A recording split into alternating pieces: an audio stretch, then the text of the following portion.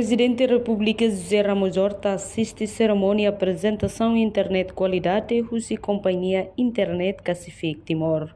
A apresentação ne halau ia quarta-feira loron Sanulo Recém Lima Fulang Maio tinan rihun rua Nulo Recém Hat ia el legendário licidere dele. Presidente da República José Ramos Horta informa hadia conectividade liliu ba uansira no ina naman sira nebe hela iha município continua a soro dificuldade com a internet. Internet qualidade ne la osdet atu usa halimar Facebook, mas be internet mos bele ajuda enfermeiro sira no ema hirak nebe halau serviço iha município, liliu iha área rural sira. E a oportunidade ne se fez estado mos hatou parabéns ba governo, nebe acelera processo nebe diak ba povo. Aumenta a dia conectividade ele va wansira inansira aparecer ya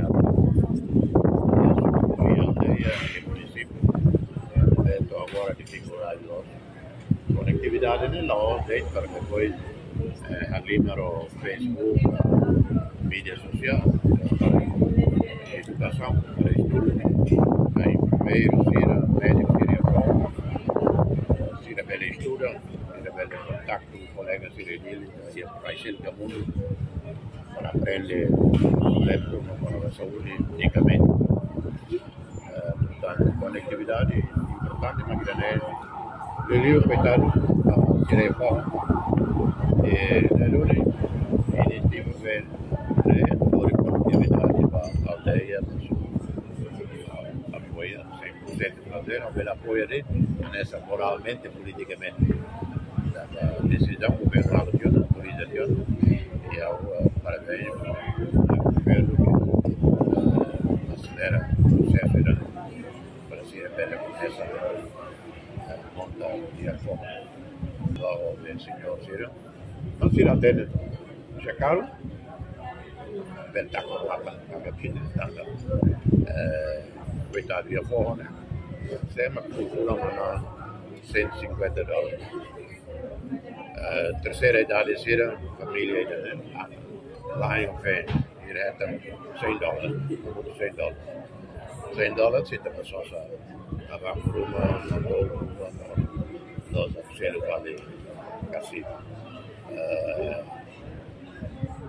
na lunes se tem care diria claro que a tua será terceira idade sendo preocupação com conectividade. E a dura varanda com cigarro é passado.